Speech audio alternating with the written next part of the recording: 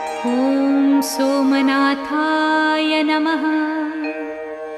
ॐ मल्लिकार्जुनाय नमः। ॐ महाकालेश्वराय नमः।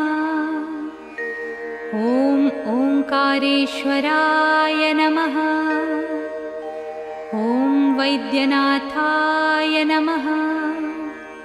ॐ भीमशङ्कराय नमः। ॐ रामेश्वराय नमः। ॐ नागेश्वराय नमः। ॐ विश्वेश्वराय नमः। ॐ त्र्यम्बकेश्वराय नमः।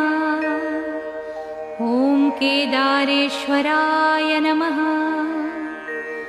ॐ भुस्मेश्वराय नमः।